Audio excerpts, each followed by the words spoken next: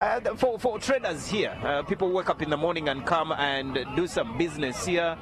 Tubatunda matoke, ndagala, waliwo bundizi wano.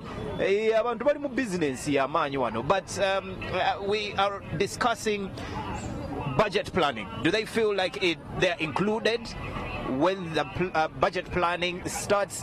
That is the discussion we have today on Reality on the Ground morning at NTV. Mukuru jebali. Ogamba otya? Ewali sebo. Ndagala wano nkulaba ozitugwe onatera na kunnyuka muganda. Yes sebo. Yes sebo natera okunyuka. Amanya nze Ssenyondo Robert. Ssenyondo Robert oli wa Ssenyondo? Ndi we Kibuye. Kibuye. Yes sebo. Wano obeera wokolera buli kimu. That's emirimu gitambula ki? Emirimu si mibi. Si mibi. Budget. Bagenda kukola budget mu nnaku ntono. Budget bwe bagikoze. Kisaana nabo banga batuserera ku mafuta kubanga amafuta galinnya buli kimu kiba kirinnya. Amafuta. Kwe kizibu kye kisinga obunene. Kizibu kye ekinyigiriza mu budget. Naye olowooza budget eno bakulowoozaako gwe nga gwe. Budget tebandowoozaako. Lwaki olowooza nti tebakulowoozaako? Singa badde bandowoozaako wandibadde ebintu ebimu nga tebabirinnyisa ng'amafuta omusolo nga baguteekanga ku mwenge. Omusolo baguteeke ku mwenge lwakuba togunywa. Fe abagunywa olwo tutya? Baguteeke ku mwenge n'essigala. Naye ng'ate otunyigiriza naawe. Omusolo gwonna ogusinga obungi gusaana baguteeke ku mwenge. Baguteeke ku mwenge lwakuba togunywa. Muntu ddala oba tagunywedde abeerawo. Omukyala wo naye tagunywa? Tagunywa. Ewammwe mwagala baguteekeko ffe tuleme nnywa batuseere. Kyekisinga okunyiga gwe kyowulira? Ekisinga okunyigiriza mafuta na musolo. Kyokka kyoyagala bagate mu budget. Mu budget omusolo gw'amafuta bakendeeze nga baguza ku waragi. Omusolo gw'amafuta bakendeeze nga baguza ku mwenge. Nga baguza ku waragi. N'oba muzibu abatamiivu si mikwano gye muganda. Amanyi ogambye gwani? Nze Ssenyondo Robert. Ssenyondo Robert, abantu b'okukyalo kuno abatamiivu si kiwa nti bakwagala. Enteesa yo tebadde mbi naye yeyokugaana omusolo sebo baguteeke ku bye tunywa. Kale Ssenyondo Robert kankuleko okole. Reality on the Ground. Ssenyondo says what they should think of when they're budget planning, during the budget planning, is to shift the taxes that are being put on fuel and all those commodities that they use and put it on alcohol because he doesn't drink alcohol. I'm going to talk to a gentleman here. He has been dying to talk to us, so we're going to talk to him.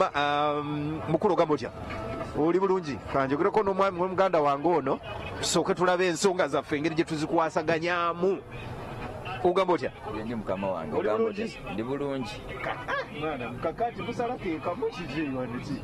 Waluganda? Tuli babadde. Oli babadde. Business partners. Business partners. Yes. Kati mwenga ba business partners. Budget. Bagenda kukola budget. Planning eno baba bakola budget batusomere budget. Olaba gwe bakugattamu mu budget eyo bakulowoozaako. Okusooka kwa byonna nze Hassan Musa Kizito nkolera ekibuye wano eno nga ndi resident w'e Makinde era guno gwe mulimu gwenkola ne muganda wange oyo. Bw'otunulira budget ya 2018-2019 yali ezitowa trillions 32.67 trillions around there. So bw'otunulira budget eyo nti ejja buli kanaku ekola ki yeeyongera kulinnya. However buli lwerinnya tewali no changes zetukola ki zetulaba byebyo ebya bulijjo bye basiba boogerako mu constitution mu budget ebeewedde mu budget eddako ebaddamu ne bakola ki ne bateesaako.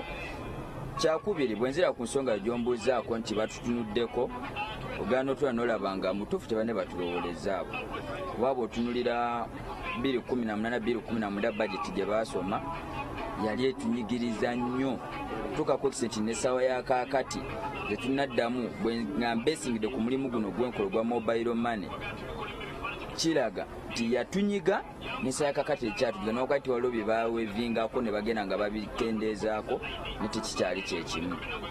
So ensonga ng'ezo nandirowooza nti bajeti bw'eba eyisibwa bandisindise nga ababaka bano be twaweereza ne batuddamu ngaffe ne tubaako ebirowoozo bye tutuuse eri bo ne bagenda okukola bajeti eyo nga bamaze okumanya ki ekiri ku ground. ne balema kulowoozanga nti leero bajja kuvaayo bateekewo nti tugenda kukola oluguudo gindi n'oluguudo gindi ne bajja ne banoonya ssente ezo bagenda zifuna batekogera ntula nga tuli mu mabanja mayitirivu.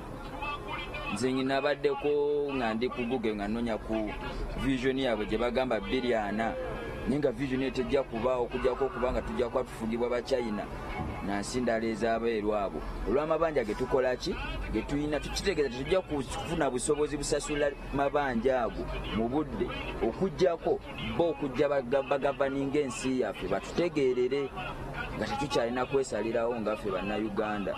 Olw'amabanja nga tetukyalina kyetusobola kukola ki kwogera. So gavumenti olowooze mu bintu ng'ebyo abavubuka tukyali waneno leero tuli basirifu naye ebiseera ebisinga buli lwonyigiriza omuntu muleetera okulowooza ku kintu ekyenjawulo. Kino njagala bakifune nkaddamu, buli lwonyigiriza omuntu omuleetera okulowooza ku kintu ekyokubiri ekiyinza omujja mu kunyigirizibwa okwo. Leero bwe makola mulimu gwa mobile money ne manya nti bagunemesezza nga mobile money osobola okuvaayo enkya gunookola amateeka agago nti teri ssente zisindika teri ebisitoola ebyo nga gwe tomanyi mulimu ngukola ntya mpita ombuuze ngukola ntya ngufunamu ntya buzibu ki bwe ngufunamu olyoka oteekewo amateeka g'oyagala ku go. Omulimu guno wano wendi tusasula emitwalo 35 abamu basasula 3 basasula 4 tusasula emitwalo 35 okozesebwa. Nze wendi nga managing abaana bali 30 under National Jet Cole Company. Abaana abo bawe emitwalo 15 n'abalo bawe emitwalo 2. Ekifo mukisasula emitwalo 325 ebyokameza 15 musasula omusolo gwa gavumenti tusasula omusolo gwa KCCA. Mugagona ntune ebintu ng'ebyo nga tulina kyofunamu. At the end of the day the boss is going to get done awulire ng'akooye kyakite olowooza n'asigalawo. Ng'olaba budget kiki kyoyagala balowoozeeko oba bagatte mu budget mu ndowooza baba batandika okukola planning eyo gwe nga gwe kiki kyolaba kye balina okugattamu mu budget? Budget kyekisooka kyabina nga nzirayo ku kyenagambye okusooka nga balowoozeza ku budget eyo gifulumye basooke balowooze ku muntu owa wansi nga nze kyenjaga balowoozeeko singa bajja ne banneebuuzaako bayinza okumanya kyempitamu ne basobola kigattamu. Kwa budget ne bwetuneeya 2010-2019 obumbi bwe yali ezitowa ne trillions ezo zaali nga zigattiddwa nnyo nga bazibaze nga bamaze okwala omusolo gwe bajja okuŋŋanya mobile money gwe bali bataddeho gwa 1%, babaze social media taxation ezo okitegeera. Ebintu ebyo kati bwe baabikendeeza kitegeeza tebajja sobola kutuukiriza budget eri kye yakola ki sente ze yali ebasaba waweba nga sente baba bazijjayo nga bazeewola era nga zibanjibwa ffe. Kitegeeza omwaka gwa 2019-2020 budget enaasomwa nga bwegenda okusomwa kitegeeza ejja kuba yeetagisa sente nyingi tubaba nalire ebbanja likyakalinga on. So nandirowoozezza nti kye bandindowoozezaako bajja balowooze wansi eno waliwo atya basindika ababaka babakomyewo mu ffe. So what you want the members of parliament to come back to you and talk to you, consult you on the changes, on the things you want to be included in the budget planning, and then they can go back. Indeed. The reason being, you cannot manage anything without having the consultation from the people. You get me? Anything, you have to consult the people so that you can get to know what to do, what to plan for them. You don't want them to plan for them. They're planning for us, so they should talk to us. Indeed, they are planning for us, but they are not talking to us. So how will you get to know how the situation is moving when you are not coming back to us? Okay, let's just pretend that now I am your member of parliament and I'm consulting from you. What do you want to be included in the next year or the coming budget planning? The budget this coming year budget planning, I would like at least to make some kind of changes in the businesses, just like taxation is on the bateekawo bamanyegezo okuzihandolingamu kwegamba kibere mu ngeri etanyigirizibwa. Nkimanyi nti omusolo bwe gubaawo tusobola okufuna kye twagala cause byonna ebikola developments ezibeerawo guba musolo gwaffe musolo gwo gwempa nawe gwowa mu ngeri zonna. So siri against taxation, but how is it taxed? So bwoboze nga member wa parliament nkunyonyola nti business ngikozesaamu obukadde 2 kusasula rent wa $3 wabula Airtel nsogikolako $4 ku situation eno eriwo MTN nsogikolako $35.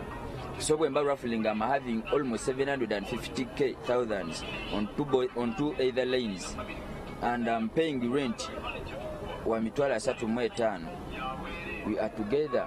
I have other kind of people I do manage under the same company. Then not only I have to pay rent almost 200. We use transportation. Get me? So, mbanyagala ensonga ngezo government ezirowoozeeko bwebekola budget elowooze ku muntu nga nze asembayo eleme kulowooza ku bo kye baagala balowooze ku ffe kye tulowooza oba ku kye twagala bagatteko ebyabwe bye baagala. I won't say sobola okumoving on. We are not against the regime. The regime has done its good, its best, but still twetaaga ekisinga. The regime has done its best. Nzire ku kyenagaye muganda wange nga tufundikira kinjagala nnyo ebiseera ebisinga baleme tunyigiriza tubeere musimu tweyagalira buli lw'onanyigiriza nja kulowooza ekisembayo ekyo nja kufuba okituukiriza. Thank you very much. What did you say your name is?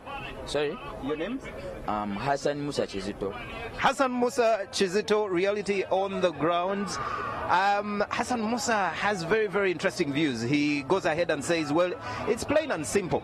He wants the members of parliament to come back, the government to come and consult from them. If he's earning 750,000 Ghana shillings, why are you taxing him 500,000 Ghana shillings? He has rent to pay, he has a business to run, he has, his monthly facilitation to make sure that he's running this business, he's healthy, he needs to buy clothes. So he wants the members of parliament, the Ministry of Finance to come down here, consult, talk to them, know how their business is running, so then you can tax them fairly. That is his biggest problem. He says, you keep squeezing us, we'll think of ideas and we'll think of how to implement those ideas.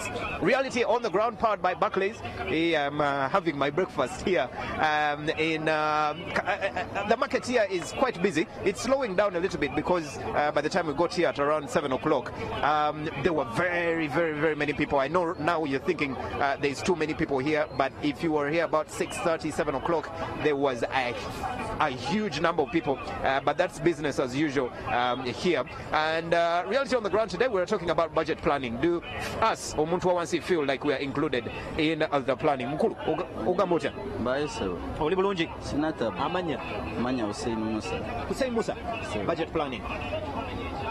Budget nze kulwange kyenali badde njogeranga ku budget eyo nti budget kyemmanyi buli mwaka ebeera ekiwuka naye kyenali sabe guno mwaka bweba yeeyongezeddwa at least luli amount gye baali basoma nti bigenda okukozesebwa ku budget eri leero weziba sente zeeyongeddemu ati tubeere nga tulaba kyezibeera zikoze. Nze ndi mutuuze w'e Salaama gyensula naye Salaama nalirowoozezza nti budget eyo bagisoma emisolo egyo gye baba bakuŋŋaanya giyambako ku mbeera eza bulijjo okuyamba nga zirongosa eggwanga lyaffe kubanga liri ku ddaala eri awaggulu. Naate nze Salaama gyensula kanjogere ku kimu ekya transport. Enguudo ezo Salaama abantu abasulako bangi naye transportation yaawo ng'oluguudo lufu nnyo. Nalirowoozezza nti emisolo egikuŋŋaanyizibwa gituyamba okuba nga tuli innovatinga enguudo, either nga tuli innovatinga oba nga tuconstructinga mpya. Naye e Salaama enguudo eziriyo zonna zijjuddemu engeri ya bituli kaŋŋambe kale zijjuddemu tizinakubeera nga zirenovatingibwa. Luguudo luyitamu naye nga sigegamba nti lweyagaza ate nga kyemanyira abakulu bazikozesa okuba nga badda mu makubo gaabwe ag'enjawulo. Naye ate sirabawo kyenji ku lo nga ate emisolo gijja gikuŋŋaanyizibwa ebbanga lyonna ate era nga gikyakuŋŋaanyizibwa. So nali badde nsaba sente ezo ziba zisomeddwa budget eyo ng'esomeddwa ati tulabe ku kikyebeera etuyambyeko okuba nga tuddaabiriza nakyo ekiba kifoomingiddwawo oluvannyuma lw'okuba ng'esomeddwa. Era mba nsaba nnyo ebeere ng'eteebwa mu nkola wakati nze ekyo kimu nali kya resident kyenjogeddeko ku transportation naye ekirala kyali badde ku bizinensi yaffe eno eya mobile money nti abavubuka bangi nnyo bizinensi eno twagizuulamu ekyama nti kale tufunamu kasente akatubeezaawo ffe nga ffe ne famire zaffe naye ate omusolo ogwo gwe mwateekawo erudda gwakanga nnyo abantu twalirowooza nti kale mwaguteekawo gulina engeri gye gunaatuyambamu ey'enjawulo naye ate mwaguteekawo ntulowooza nti gunaabaako n'engeri gye gunaatuyamba ffe nga bannayuganda naye ate gwongera twafekitinga lwansonga mwagukendeeza fine n'ate bakasitoma kyabakanga abamu badda ku banking system ne bava ku ki mobile money nawe ekito nali badde nsaba omusolo guno newankubadde mwaguteekawo naye era nsubira we gutaaliwo before nga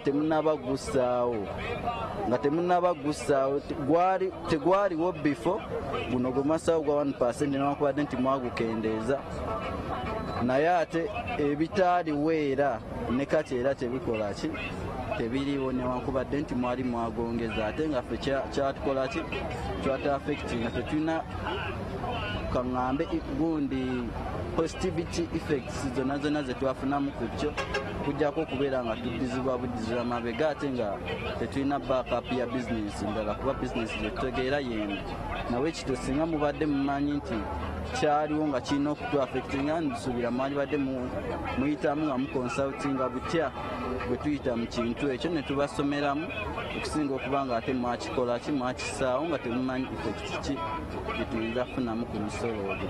Okay, thank you very much. Hassan here is saying, well, his problem is one, mobile money seems to be an issue here in Katwe. Reality on the ground, we are in Katwe market. That's where we are. Hassan says, well, one, he wants the budget to think about the Salama Road. He says it's transportation for them is not very good for the people that stay in Salama. And then second, mobile money. He says, guys, think about the taxation on mobile money. That's what he wants. He feels he's not being thought of as Omuntu Wawansi when it comes to budget planning. Today, reality on the ground, Katwe market powered by Barclays. Thank you very much, Barclays. And the discussion today we're having is on budget planning.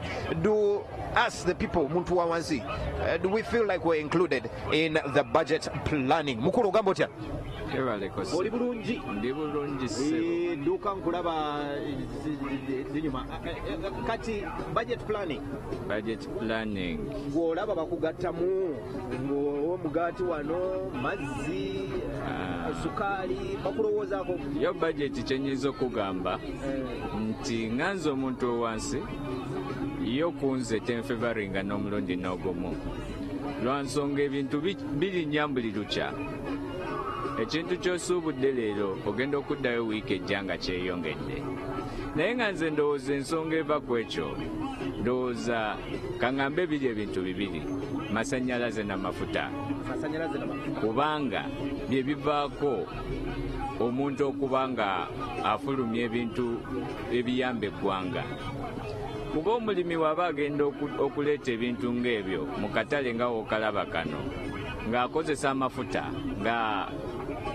amafuta liita eri mu 4,000 which means nti waba aleese ebintu by'okuva mu kyalo ajja kuseera waba asedde nange nina oseera kyentunda okufuna kyenjagala amasannyalaze go uniti kati ya nusu 10 ng'ate amasannyalaze omukulembeze w'eggwanga gye buvuddeko yatugamba nti tulina mangi n'agamu gatufuukidde obuzibu gatuleetedde ekizibu naye neewunya amasannyalaze amangi ge tulina okubanga uniti kweri egula nusu 10 nga yo ndaba nze sifevalingiddwamu kubanga kati kampani ezisinga ezikola kagabe gano amazzi kabe sukaali kabe soda zikozesa masannyalaze amasannyalaze gaba waggulu naffe ebintu bijja kujja nga biri waggulu kuba buli lukya oba ogenze mu kikubo okusuubula ebintu nga wobiraba muno osanga ebintu byeyongeddemu buli lukya so nga nze kyensaba gavumenti etukwatibwa ekisanga ffe abantu bewansi naffe erabe engeri kweri gyetubalira okubanga tujja mu sisitemu y'abannayuganda kubanga uganda nsi nnungi yo nga zaabu nga tukimanyi yo zaabu naye obuzibu we buli simanyi we buva okubanga ate ffe tunyigiriziddwa nnyo okubanga omuntu nti okola at the end of the day n'ogenda okunyuka nga tolinako osevinzeewo ng'omuntu esse ogambye amanyi ogwani? amanyi nze Moses. Okay. Reality on the ground. I'm sorry if I confused you, Katwe and Chibuye. This is Chibuye Market, actually. That is where we are, thanks to Barclays Reality on the ground.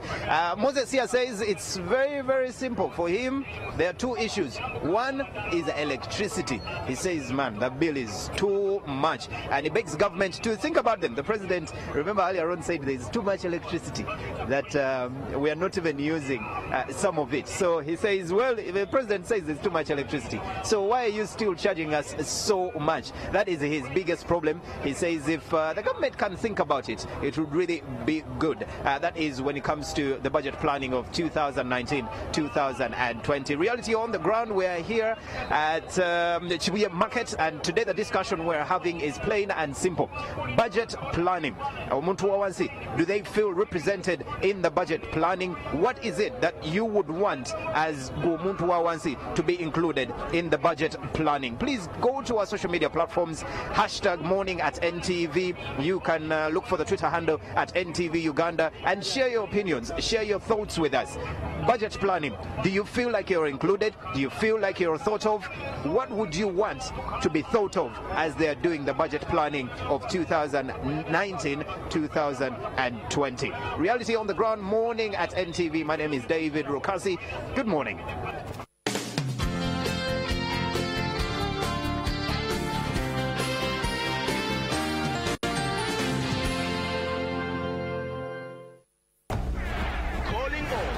Shaking, crowd igniting super fans. Watch your local press for details on how you could win the Premier League experience of a lifetime.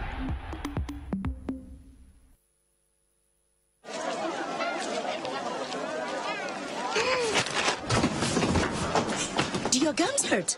Yeah. Does your toothpaste contain sage, eucalyptus, myrrh, chamomile?